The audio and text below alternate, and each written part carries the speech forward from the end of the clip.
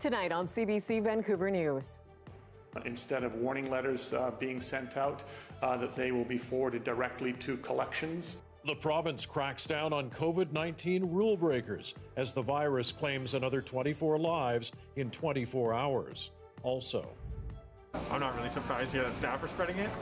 You are my sunshine over. Big spike at Big White. Police step up patrols at the ski resort after an explosion in COVID cases. And an Abbotsford mother who gave birth while in a COVID coma wakes up and meets her son. This is CBC Vancouver News.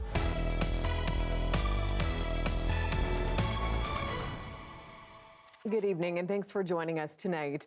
More tragedy across BC as the province records the second most deaths from COVID-19 in a single day. 24 more people have died in the past 24 hours. BC's death toll now sitting at 692. The province is confirming 640 more positive cases tonight. BC has now surpassed 44,000 total cases. There are 362 individuals hospitalized with COVID-19, 91 of whom are in intensive care. Just under 10,000 people currently have the virus in BC. Meanwhile, more than 10,500 people are under active public health surveillance. That's a slight increase over the last few days. 409 doses of the Pfizer vaccine were given to frontline healthcare workers yesterday. And starting next week, the province expects to receive weekly vaccine deliveries for clinics in every health region. 91 of today's new cases are in the Interior Health region. And a big chunk of those cases in Interior Health are from Big White Ski Resort near Kelowna. At least 60 staff and visitors have tested positive for the virus there, and health officials expect that number to go up. As Andrea Ross reports, testing is being ramped up, and police are stepping up patrols in that resort community. Not a great start to the ski season, but it has nothing to do with the snow. Interior Health is concerned about this cluster at the ski hill. There are now at least 60 COVID-19 cases connected to Big White.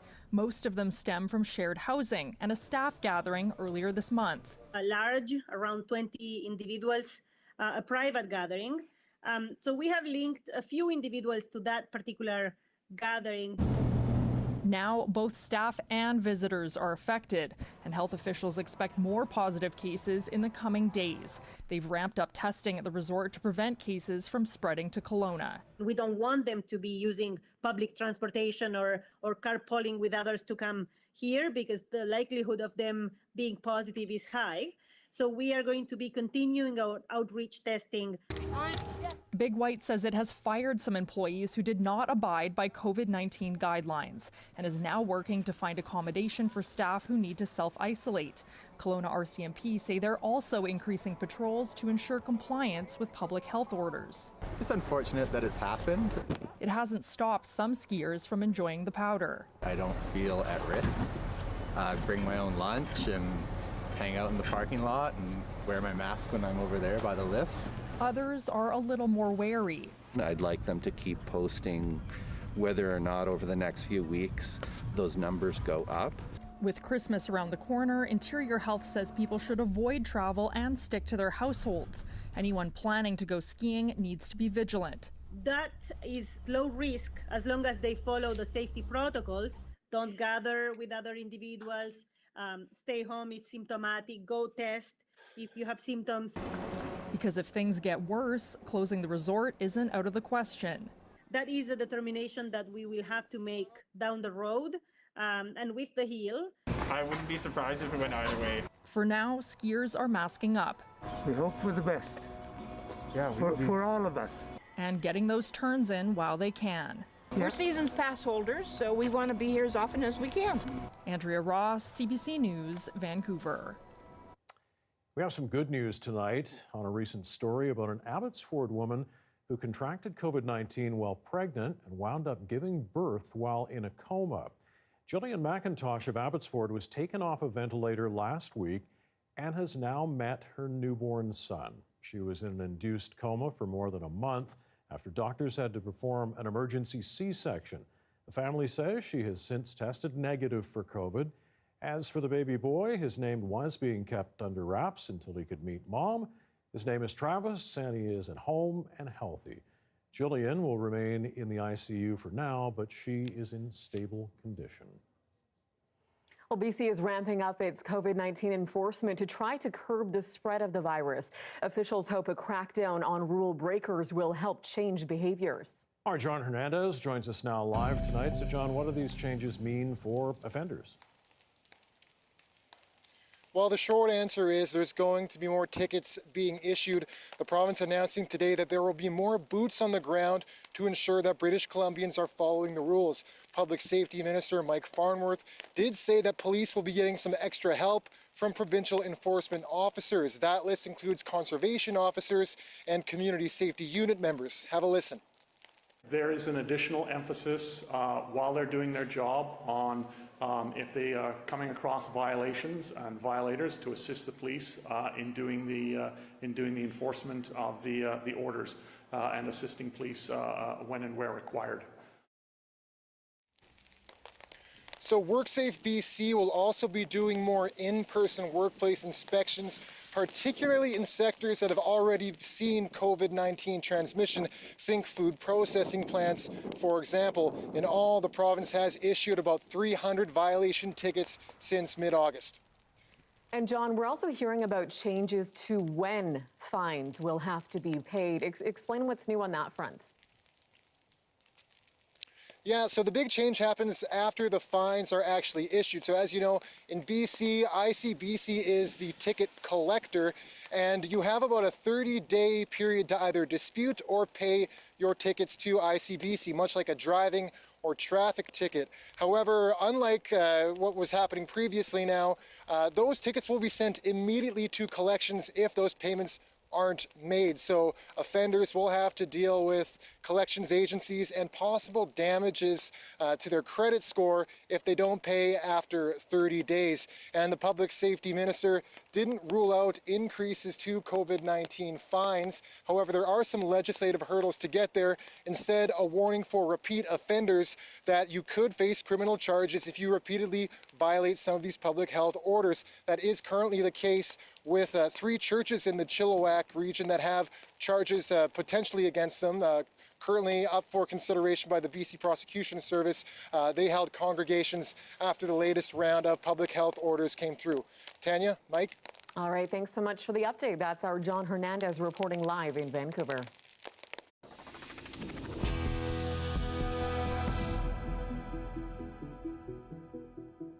Mounties in Surrey are hoping witnesses or dashcam footage will help their investigation into a tragic accident we first told you about last night. A mother walking home with her children was hit and killed by a runaway delivery van. This morning, flowers were left at the scene where the woman was killed yesterday afternoon. It happened in Surrey's Sullivan Heights neighborhood. A cargo delivery vehicle contracted out by Amazon was left unattended when it somehow rolled into traffic and hit the woman who was walking with her 2 children. The woman ultimately died from her injuries. I can't tell you any details at this point about the victim or the age of the kids. What I can tell you is that the kids were not injured as a result of the collision. Well, they say the driver is cooperating with the investigation. A senior has been stabbed to death inside the Biltmore Hotel in East Vancouver. Do have one person in custody, a 27-year-old man, but as I said, the investigation is currently ongoing. Anybody that has any information is asked to call us. Police were first called to this transitional housing complex near Kingsway and 12th around mid-afternoon yesterday. Inside, they found 72-year-old Alex Gortmaker suffering from severe stab wounds. Officers tried to save him, but he died at the scene. Investigators say there was some kind of confrontation between the suspect and the victim before the stabbing. This marks the city's 19th homicide of 2020. And charges have now been laid in the death of a man who was found in Surrey this past June. Carlos Palafox was found in a wooded area known as the Sanctuary off King George Boulevard and 128th Street. He was from Mexico, and police say he was new to the Surrey area and looking for a place to stay. Vince Green, whose legal first name is Invincible, is charged with second-degree murder in Palafox's death. He's 35, has a Batman tattoo on his neck. Anyone with info about Vince is urged to call the number on your screen. The family of a man who died after a confrontation with Vancouver police 5 years ago says it is disgusted. None of the officers involved will face charges. And his family is now considering further legal action. Our Dan Burrett joins us live with more on this story. So, Dan, why no charges in this case? The Crown says it cannot say exactly how Myles Gray died. There are contradictions between the statements of the 7 officers involved, and there are no witnesses except those officers. A warning, some of the details in this story are disturbing. In August 2015, Myles Gray was in the Lower Mainland from Sechelt to deliver something to a Burnaby customer. He owned a wholesale flower business. Police were called when someone living on Marine Drive reported Gray had taken a garden hose from his mother and sprayed her. She claimed Gray was speaking, quote, gibberish. An officer showed up, claimed Gray became agitated. They called for backup. The Crown says what happened after backup arrived is less clear, but when it was over, Myles was dead. The Crown says he was hobbled and handcuffed, hit with a baton, pepper sprayed, punched, kneed, and restrained by the neck while going in and out of consciousness. He suffered a fractured orbital eye socket, broken voice box, brain bleeding, broken nose, bruising and cuts, hemorrhaged testicles, a broken rib, and partial possible dislocation of his jaw. An autopsy revealed 9 possible causes of death. With all that, prosecutors today say the only witnesses to the physical altercation and restraint of Mr. Gray by the police were the attending members of Vancouver Police. Based on the evidence available, the Crown is not able to prove beyond a reasonable doubt that the officers committed any offense in relation to the incident. Myles' family and friends are incensed. Crown has really leveled or lowered the bar of what is acceptable for policing for Myles, for every citizen of Canada, for every citizen who thinks they are important. The Crown says a toxicology report also showed Gray had taken a herbal supplement called Kratom before his death. It can be used as a stimulant or a sedative and can have mind-altering effects. His family insists it was a sedative for Gray. And Dan, this decision from the Crown comes after a long fight between BC's police watchdog and the officers involved. Yes, Mike, this case stalled for months because the Independent Investigations Office says an officer who witnessed Gray's death refused to be interviewed a second time. The agency went to court and only then did that officer agree to talk with them. The IIO also claims none of the officers made any notes about the altercation, which goes against Vancouver police policy. The force calls it a tragic situation for all involved. Tanya, Mike. Thanks so much, Dan. That's our Dan Burrett reporting live tonight. The search for a Canadian sailor missing in the Pacific Ocean has been called off, and he's now presumed dead. It's believed Master Sailor Dwayne Earle fell overboard from HMCS Winnipeg as it was returning home to Esquimalt. A 30-hour search ended last night. Earle's body was never found. The frigate had been taking part in an international operation in the Western Pacific. The Canadian Armed Forces is now investigating how Earle went missing in the first place. Following a CBC Fifth Estate investigation, the RCMP has launched a major criminal probe into a deadly rail crash in BC. 3 CP rail workers died in the derailment near the Kicking Horse River in February of last year. The RCMP's Major Crimes Unit is looking into whether the company was responsible for the men's deaths. And as Dave Seglins reports tonight, they're also investigating whether CP Rail's private police force was involved in a cover-up. Oh my gosh, we couldn't be happier. Pam Fraser says she's been waiting for an independent police investigation for 2 years. The crash of CP Train 301 killed her son, the conductor of the train. This particularly was completely preventable. Never should have happened this way. So to get answers, we could get closure. That's huge. Almost 2 years ago, the 2-kilometer freight train with failed brakes ran away down the mountain. It derailed and killed the 3 crew, Dylan Parody, Andy Dockerell, and Daniel Waldenberger-Bulmer. CBC's The Fifth Estate found a string of failures in the crash. We are now going to conduct a criminal investigation into that fatal collision, or the fatal derailment. The RCMP say they are now stepping in after consulting with BC prosecutors. They agreed with us that potentially there could be some criminality here and that it warranted further investigations. A key question is an allegation of obstruction. A former police officer with CP Rail's own police force told us that he was barred from looking into potential negligence by his own company.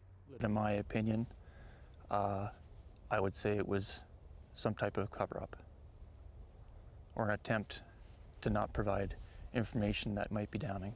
CP discounts all this and calls the former officer disgruntled. Families want the RCMP to get to the bottom of it. Truly, we cannot trust large corporations to police themselves, to do a fully accountable and transparent investigation on themselves. That's not going to happen. CP Rail said in a statement it will cooperate with the RCMP, but says since the matter's now under investigation, the railway has no further comment. Dave Seglin, CBC News, Toronto.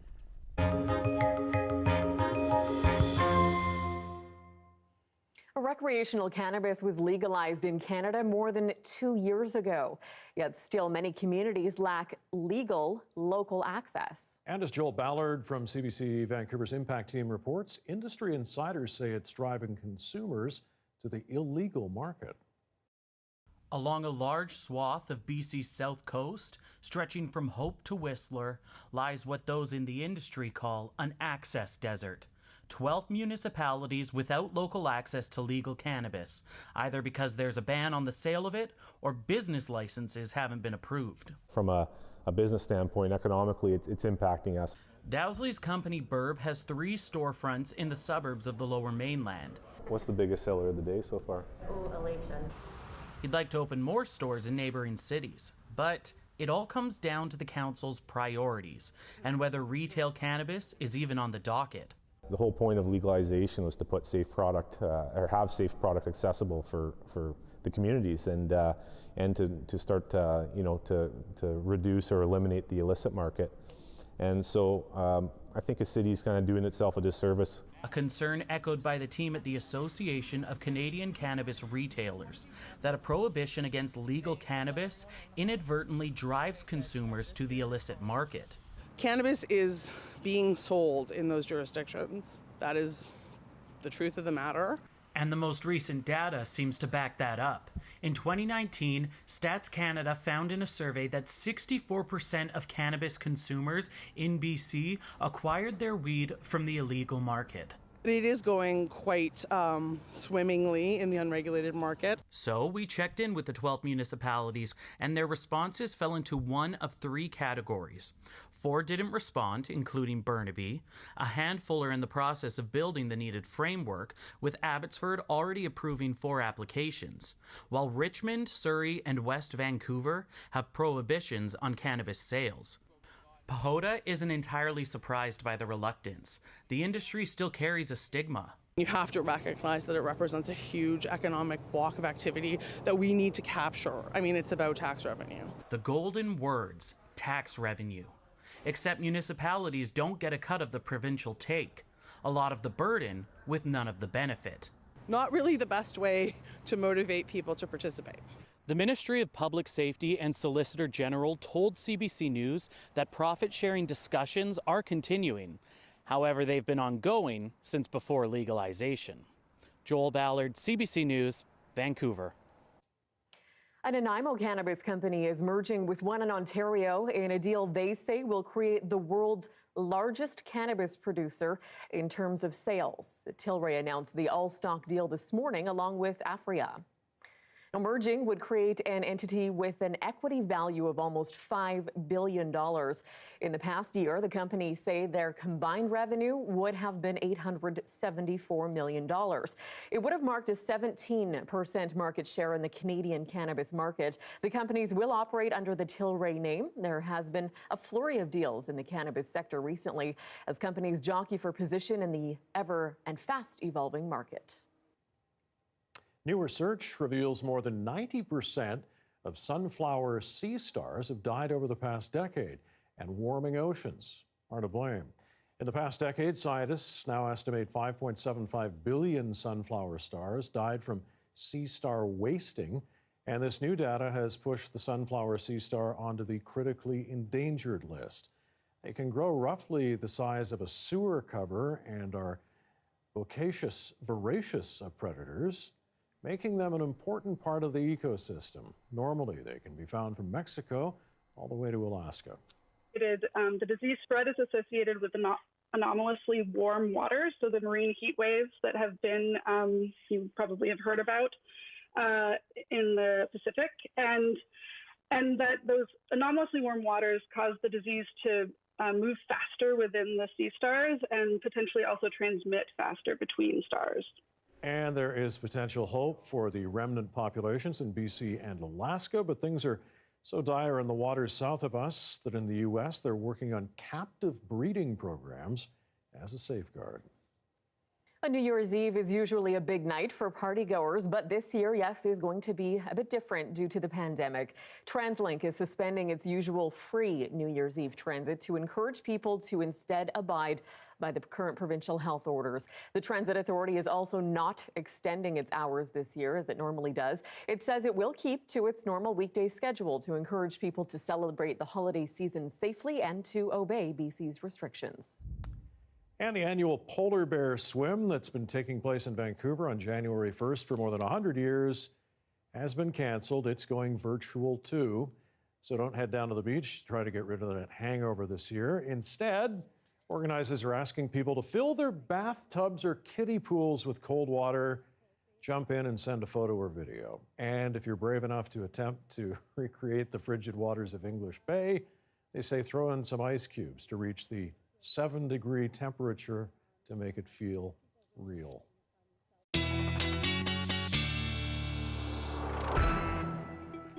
And this is a good opportunity to ask our meteorologist Johanna Wagstaffe how many people we think will be sitting in their bathtubs filled with ice just to try to recreate the polar bear dip. I don't know, it doesn't have the same, doesn't translate. It doesn't, but I'll be watching in anticipation for those videos. I'll probably sit this one out and look for your hashtags, bathtub polar dip 2020. In the meantime, we've got enough wild weather to make you feel like you've got through something. This has been quite a week already, and we're only halfway through the storms. The latest one, I think this is storm number 3, hitting us right now, and it is raining pretty heavily. Winds are also just picking up in the past hour. This is as that front approaches the south coast. It is going to be a very wet evening and overnight, and we could see gusts across Metro Vancouver to about 50 kilometers per hour. So this is the cold front that will see that rain ramp up, and I can attest to that out here right now. But let me show you what it looks like on the radar. I've kept the temperatures on as well. This is another mild flow, but as we all know, 6, 7, 8 degrees doesn't feel mild when you're wet, so it's warmer than seasonal, but still cold out there. Watching those southwesterly winds actually to wrap around, so Victoria under a wind warning to come in from the southeast. You could see gusts up to 70 kilometers per hour through the overnight. And Metro Vancouver, all of this rain could translate to 15 to 30 millimeters by tomorrow morning. So batten down the hatches for a stormy evening, but I've got some sunshine, believe it or not. When we come through this tomorrow afternoon, I'll take you through the good news coming up. I will look forward to that. Thanks, Joe. Talk to you in a bit. Well, we are all being asked to revive the 7 o'clock cheer. Yeah, last spring and even through the summer, you'll remember crowds would head out onto their balconies or hang from their windows, banging pots and pans at 7 p.m. to cheer on frontline health workers. Well, now a new version of that collective show support is being called Share the Light. Share the Light is a really good initiative to include everybody and include the community and give a glimmer of hope, so to speak, that there is light at the end of the tunnel per se, but we can all make it happen faster and also participate in the journey to get there. Share the Light is set to take place this coming Monday, that's December 21st at 7 p.m. You're being asked to fill the night sky, instead of sounds, with beams and flickers of light.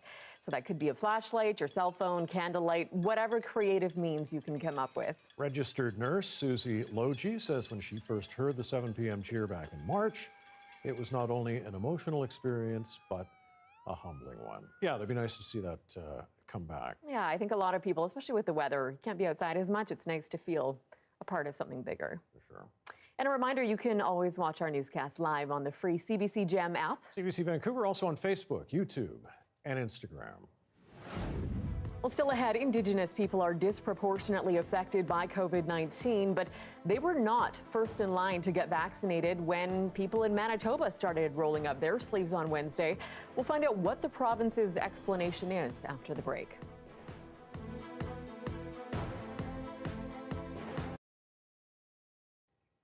And thanks for staying with us during our commercial-free live stream tonight. Well, people have been taking up a wide range of hobbies during the pandemic, whether it was baking bread or completing jigsaw puzzles. But what to do with the puzzle once it's finished? A woman in Regina has pieced together an idea. People were told to stay home, and it was really hard for me and people that I know to not be able to do anything to help. There was nothing big that could be done other than stay at home. I started doing puzzles just last year, and some people around me started doing puzzles. And as people were asking me if I had more puzzles to share, and I just thought, we will give this a try. If we're looking for puzzles, I'm sure other people are too. And so I just put out word that I was going to try and start this, and the response was actually really good. The spring, it was really busy and people were excited about it. It was great. In the summer, people were still coming, so I left it out there, and then I brought it in the fall and didn't really think much about it. And people started contacting me to say, hey, is this still out? Are you still doing this? So I thought, sure, if there's interest in it, I will absolutely do it again. I also put out in the post that I put up that if there are people in the area who can't get to me, I can come pick stuff up or take it to them. So I've done that a few times as well, mostly for seniors. I know I got into it because it is a way to spend your time that isn't staring at a screen. And you can create, it's addicting. It's hard to walk by a puzzle that's been started and not try and find a spot for a piece to go. This is something that allows people to give and share and be able to connect. So for me, that's the best part of it for sure. Community connection is really important, and in a time like a pandemic, it is hard to make it happen. So this is a way, it's safe, but people know that they're helping each other and they are connected. Pandemic creativity once again strikes again. An Alberta house cat got the surprise of its life when looking outside recently. Why so wide-eyed? While peering out the window of its Calgary home, it caught sight of this on the other side, a bobcat. The big cat was caught snoozing for about 4 hours. There it is there. And then a wake-up call from the homeowner's two indoor felines, Molly and Mittens. Yeah, I'd be a little wide-eyed too if I were that cat. Oh, there it is. Oh, wow. Those cats are not afraid though. No. Looks like probably just trying to stay warm or something. Curious. They're all cats. They're all cats. Okay. Back in just a second, we've got COVID-19 news from across the country. Stay with us.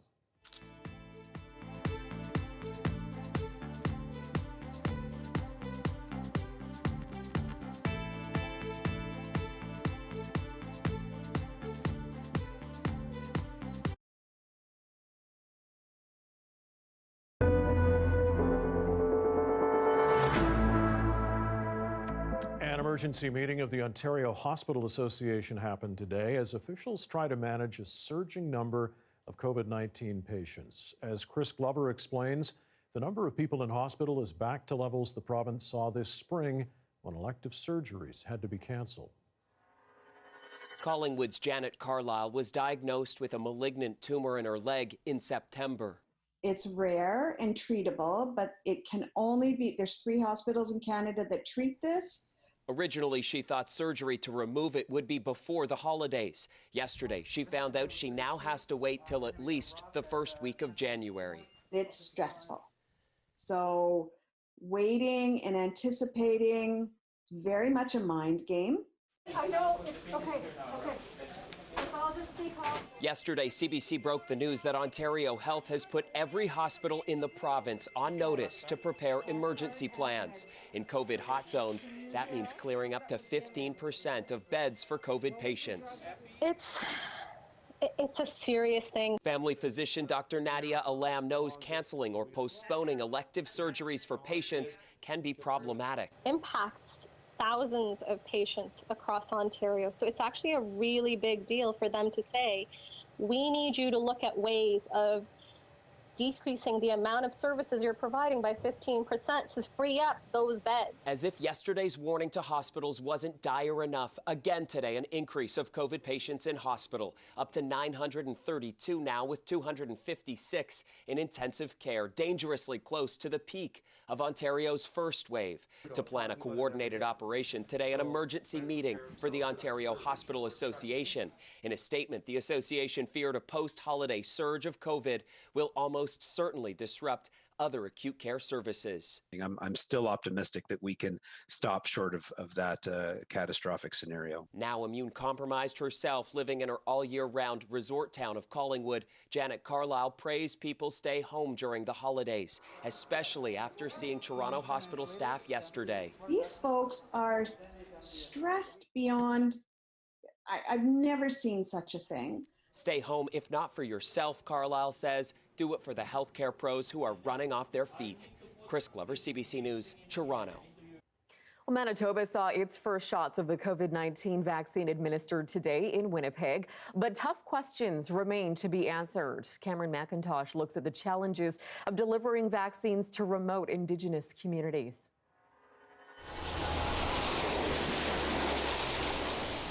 With the military on the ground as COVID cases climb, Shamattawa is about as bad as it gets anywhere in Canada right now. But don't count on Manitoba's vaccines coming here first. We're going to try to get those vaccines out as quick as possible. But Regional Chief Jerry Daniels says when it comes to distributing jabs, science, logistics, and politics are all at play. The future will tell us what's going on here with the way that the province has allocated it. Across the country, Moderna vaccines are being earmarked for northern and remote communities. Easier to transport because they require less cooling. That's where you get into the sticky details.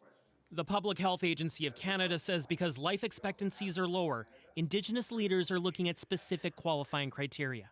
Definitely there's some discussion that starting with over 80 is, why not over 65? Also at question whether to prioritize people in communities with outbreaks, like Shamattawa, or try to prevent spread in others. It is so important that First Nations, if there's an outbreak in the First Nations communities, First Nations, be the lead, in those discussions. It is entirely possible that a particular community gets an appropriate number of vaccines all at once, while others do not until we have the next shipment. In Manitoba, First Nations make up 13% of the population, 54% of COVID ICU patients.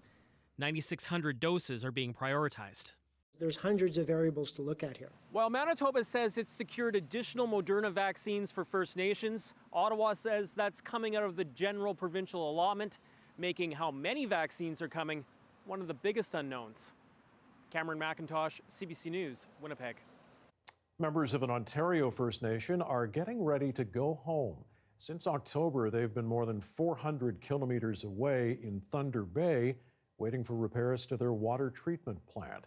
Tests now show the water is okay, but as Olivia Stefanovich explains, the crisis is far from over. It's just damn sad, a shame for us to go through this. Yeah. Kelvin Muniaz is one of the few members who stayed behind in Neskantaga First Nation, and he's found yet another problem with its water system. It was flooded here, so it's a never-ending situation for us. It gets tiring. The community has been under a boil water advisory since 1995, but there's hope it may soon be over. Finally, the water coming out of Neskantaga's water treatment plant seems to be clean enough to drink, and members are scheduled to start coming home Friday. It just gets overwhelming. But Chief Chris Muniaz says he still has reason to be concerned. Neskantaga's water treatment plant has never worked properly since it was built in 1993. The Trudeau government promised to fix it. Work was supposed to wrap up 2 years ago. The chief says even if the plant is fixed properly now, it's not enough. That's why I demanded the professional water treatment operator for at least 5 to 10 years. And it seems the federal government is listening.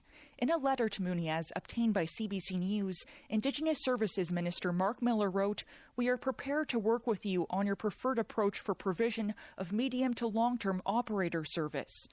This is a plant that is fairly advanced. The trouble is, it's not clear if the federal government will pay for those water operators for more than a year. These plants are designed to operate for at least 20 to 25 years, and the sustainability and operability of the plants should be looked at for this length. The chief says he's satisfied with the progress so far, but he won't lift the community's boil water advisory until a long-term service plan is in place. Olivia Stefanovic, CBC News, Neskantaga First Nation.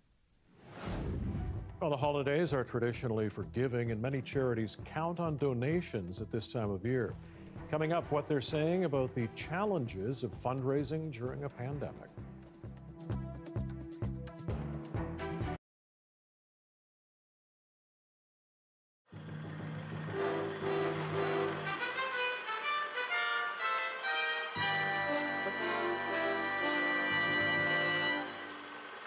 Five Vancouver skiers were plucked to safety today after spending all night trapped on a freezing mountaintop.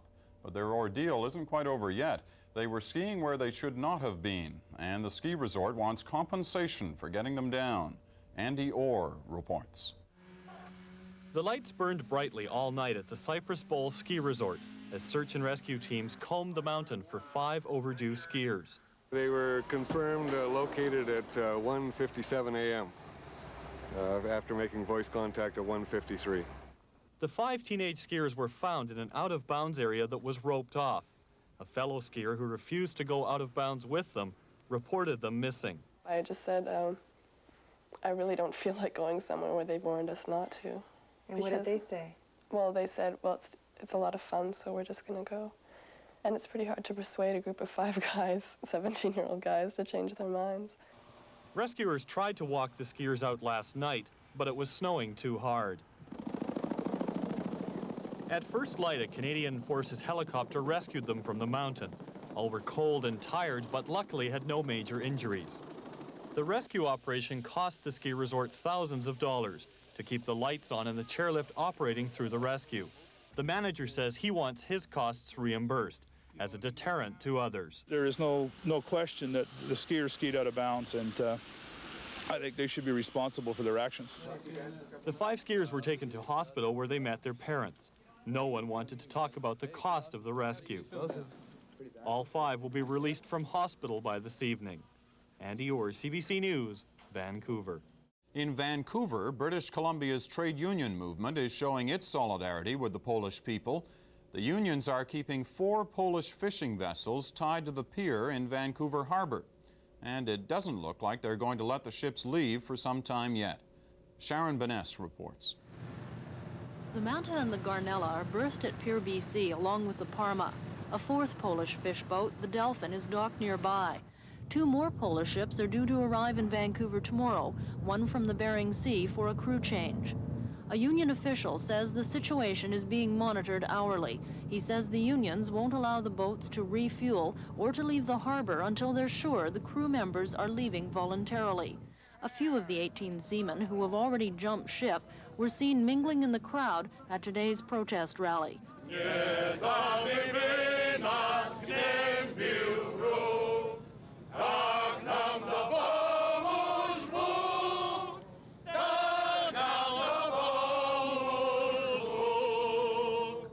Some went aboard the ships to visit friends, and men from the ships joined the rally. It is believed many of those on board are still considering jumping ship, but they won't jump until just before their ship sails. That way, they can qualify with immigration as ship jumpers. Sharon Baness, CBC News, Vancouver.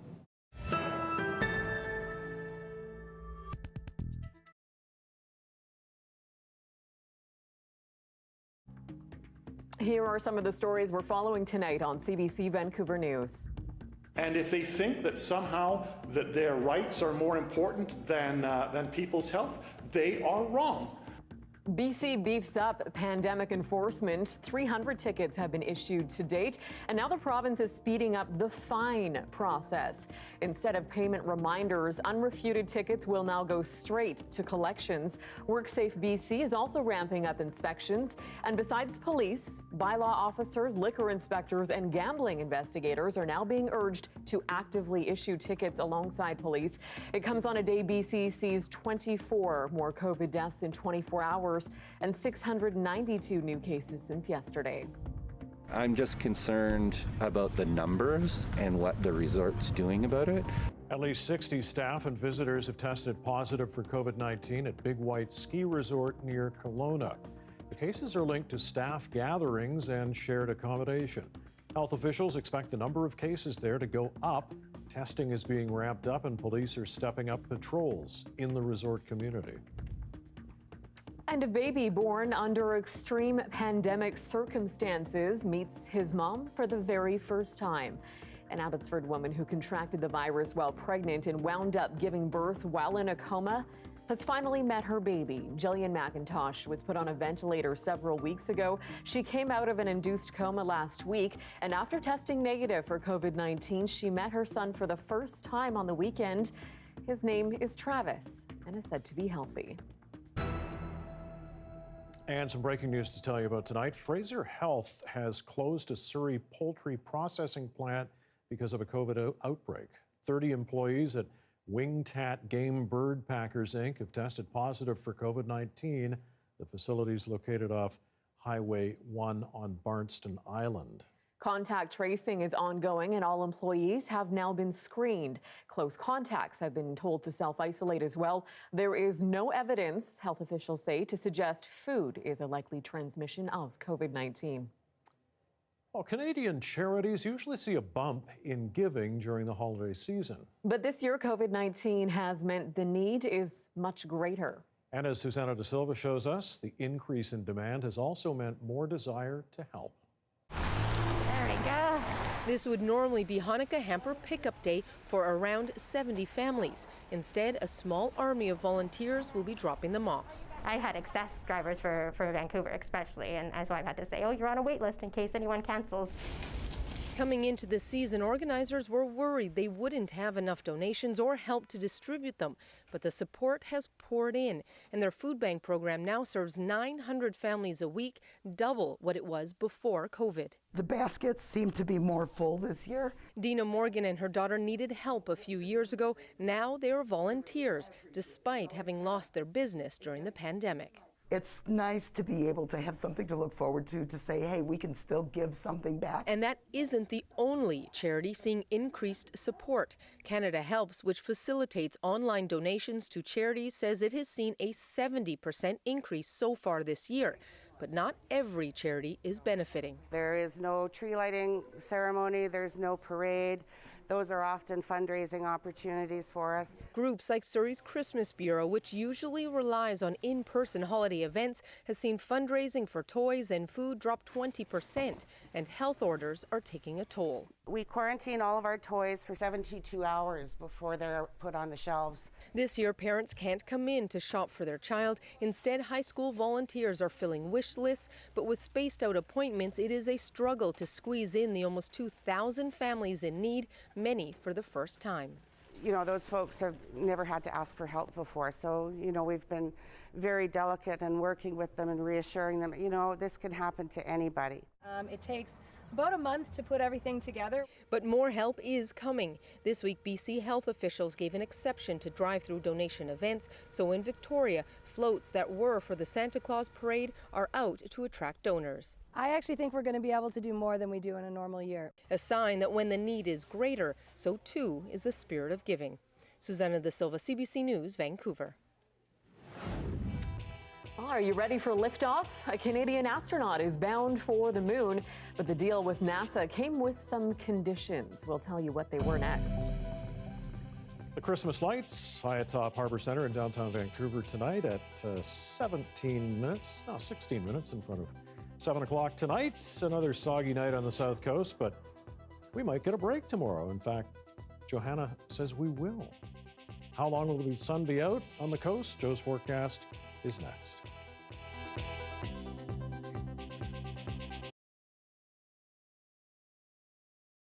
Oh, Christmas tree, oh, Christmas tree, how lovely are thy branches. Oh, Christmas tree, oh, Christmas tree. Oh, wait, where's the Christmas tree? It's been an exceptionally hard year for businesses, so we all felt that we needed to add a little joy and magic to the Christmas season. So we decided to put some trees all along the boulevard, and in the matter of 2 weeks, we've gotten 7 vandalized and completely stolen from the street. That's right, stolen. At first, the thefts were easy enough. Then the STC fought back, bolting down the trees. The thief or thieves came back, prepared. These people are motivated. We're labeling them the Grinches of the boulevard, but they're motivated because they're coming with saws, and they're actually sawing down the tree at night and running off with them. I think it's terrible. Are people that desperate? I'm really upset. That doesn't surprise me anymore, because it's happened a lot of things during the night in Saint Laurent Street, so. It's a bit sad that 7 of them have gotten stolen, sawed and gone. It's a shame. The group has filed a police report. No word yet on how the investigation is going, but we all have our suspicions.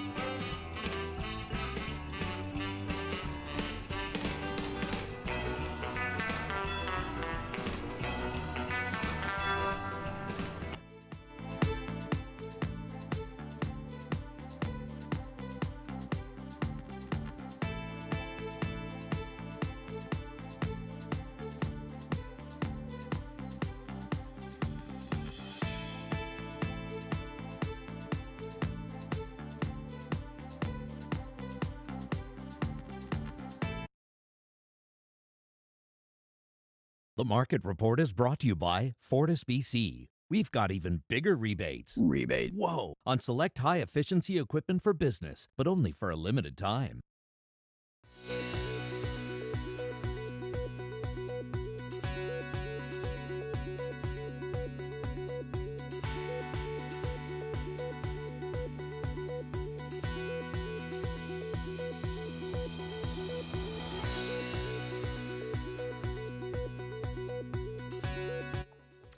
Okay, if all goes to plan, a Canadian astronaut will be traveling to the moon in less than 3 years. As Salima Shivji explains, Canada's role in the next step in space exploration will be part of a collaborative effort. It may have been 5 decades since this historic step. One small step for man. And these views of the moon up close. But the United States is heading back to the moon with its first missions with crews aboard in 50 years. And today, confirmation, Canada will be on board. A Canadian Space Agency astronaut will be part of Artemis 2. This will make Canada only the second country after the US to have an astronaut in deep space.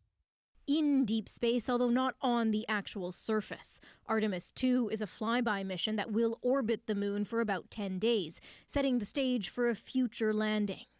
The launch isn't until 2023, plenty of time to figure out which Canadian astronaut will get the nod, out of a roster of 4 who insist there is no competition. Who knows? Nobody knows their space future. So Canada, we have 4 qualified active astronauts. I'm one of them. But the way you have to understand the spirit among the astronaut corps is one of utter collaboration. The International Corps here in Houston is over the moon excited, I'll say that today, by the prospect of these missions. I feel like the future is so bright, so many amazing challenges ahead. So there is a lot to learn. It means that Canada and Canadians will be there to help facilitate all of that new science. Science like mapping out the moon's surface and studying its water ice. Experiments that will be done from a future lab and orbit station around the moon called the Lunar Gateway. A Canadian astronaut will also be sent there one day, and this country will supply the robotic arm for that station. We have the expertise. Our investment in Canadarm3 alone is expected to contribute $135 million annually to Canada's GDP, gross domestic product, and create and maintain 1,300 good, well-paying jobs. Jobs and excitement to travel the fastest and farthest humans have ever gone, deep into space. Salima Shipji, CBC News, Ottawa. Yeah, he did say over the moon with excitement, Johanna, which I'm sure you would be too about all this. This is very cool. It is very cool. Yeah, I know when we saw that they might be making an announcement, the rumors were abuzz, and it's so soon, right? We're almost into 2021, so lots to look forward to in the next couple of years. I will definitely be following closely. We've got a storm that I'm following closely, hitting right now outside the window. Heavy rain continues to fall across the south coast. We've got those wind warnings for Victoria. Here's what it looks like on the satellite and radar. The bigger picture, the center of that low pushing into the island right now. We have heavy rain crossing into Vancouver as we speak. And because that low is so close to us, the center of the low is often where it's windiest. That's why we have the wind warnings and expecting gusts to 50 kilometers per hour for us overnight tonight. We've got our future all laid out ahead of us if we look out towards the Pacific. Tonight is hitting us right now. Thursday is a break between storms, and Friday is already moving in off the Pacific coast. We've got gale warnings off the west side of Vancouver Island. Those wind warnings for southeast gusts across Greater Victoria area overnight tonight. But watch as I take you through the overnight. We do have heavier bands continuing to move in until the sort of pre-dawn hours. And then mid-morning, I think we'll see some good sunny breaks. And I think we can keep those going through to the afternoon hours. But late afternoon, we'll see those clouds fill in. Overnight into Friday, the next rainmaker. And this one will come with very heavy rain. Look at this, Friday mid-morning, the island. This model picking up some yellows and oranges. That's the heavy downpours that'll make its way over to Metro Vancouver. Just looking at the rainfall totals for tonight, though, that's where we could be talking upwards of 25 millimeters for parts of Metro Vancouver in the green. North Shore, Maple Ridge, Coquitlam, looking to see the heaviest amounts. So that low pressure system will move in. Here's our high pressure system just in time for Thursday, and then the next low will move in. A quick look across the province. We're getting some sunshine everywhere, sort of everyone sharing in that break. It's short-lived, as I mentioned. Heavy rain returns for Friday. Another system for Saturday. I think I can find some sunshine for Sunday, and a much calmer next week, but we'll feel like we deserved it by the time we hit next week, I think. No doubt. It's been a wild, rainy roller coaster of a weather week. Thanks so much, Johanna. Well said. Well, a Vancouver woman puts her own spin on a Filipino tradition, making her own star-shaped lantern this year as a way to stay close to family when we're told to stay apart. We'll have her story next.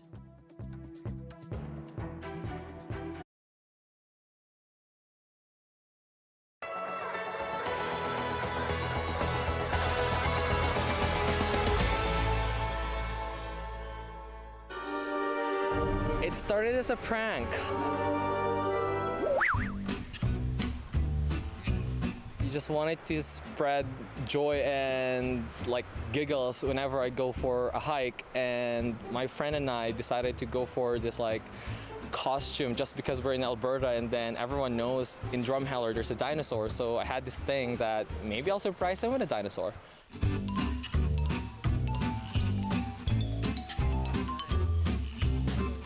My first fundraiser is with Kids Care Cancer, and there are local charities in Calgary. Surprisingly speaking, I managed to raise $1,100 out of it, and that's just the start. And after that, I just kept doing it every year, because I know every year that there are people or groups of people that needed help, and I just wanted to share it pretty much.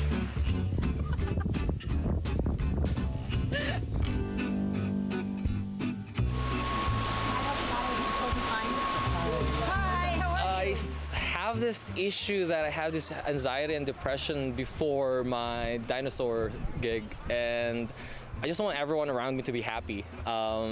It's like if I see them having this feeling that they're enjoying my company, then it gives me this like push that I needed to conquer my issues, and I just kept doing that because whenever I see them happy, it just gives me joy as well.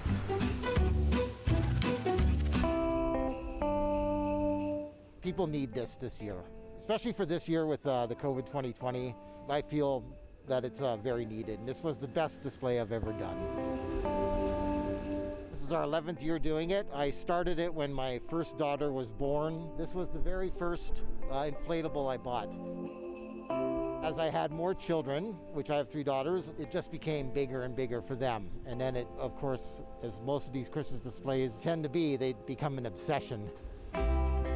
Everybody's happy with it, and so we're happy too. They love it. Every night they come and see it. Some people just come by, in the day, even the day. Yeah, day and night they come here. We have a big bus. We offer a free shuttle that anyone doesn't have transportation from their house to here. I just want smiles and again a good feeling. I really don't have a favorite because they're all pretty cool. We just keep adding on. So every year it's different. So this year we've added the 25 Christmas trees, the 3 wagon wheels, more lights, of course. Can never have too many lights. And then all the wood bears, those are local. There's so many different characters. We've got Santa, of course, and we have some Star Wars figures, Paw Patrol. This one is one of the most popular with the children. But you can't put a price on how good it makes people feel. That's the key. I just know times are tough for everyone now. The main thing is no matter how small you do something for somebody, it might make a difference to them.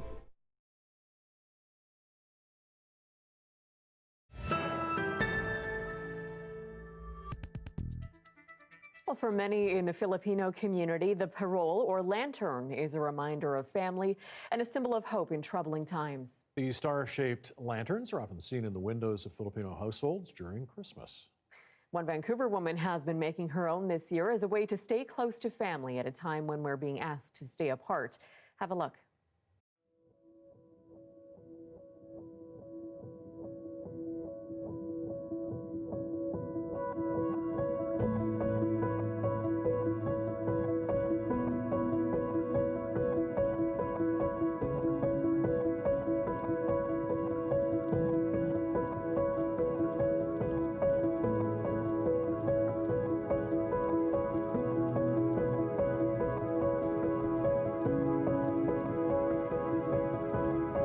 My father used to make paroles when I was growing up.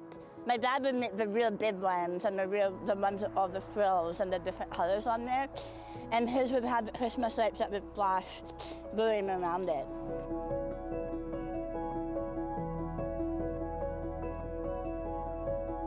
I think right now, especially when we are now forced to stay in and we're really having that time to reflect on what's important to us. Those times that we took for granted when I was watching my dad make those paroles are now traditions that I want to carry for myself and then pass on to my children. I just hit my 5-year cancerversary. I am a stage 4 oral cancer survivor. It was almost kind of even more special to me because during this time when I would be celebrating this big milestone with my family, I can't because I am in that high risk category, and so are my parents. So I'm forced to kind of get those feelings of family in other ways without having to be with them. Honestly, making these paroles to me, I take a lot of time and detail into making them because I know that they're going to be special to someone else, right? And it also keeps me grounded. It keeps me focused on the fact that to me, this might just be a star that I'm making, but to someone else, it might represent something bigger, like a piece of home that they can't have right now. They're nice, aren't they? All the feels on that one. It's good, that intentional reflection and the hope that symbolizes and giving to others. It's just got it all wrapped up in there. Indeed, and have you noticed how much, I mean, people are putting stuff up so early. So early, and much more than normal too, I think. So it's good to see. Absolutely. It's different this year. We'll take it. Just a reminder, you can always watch our newscasts online, cbc.ca/BC. And our next local news is right here at 11 o'clock with Dan Burritt after the National. Good night. Good night.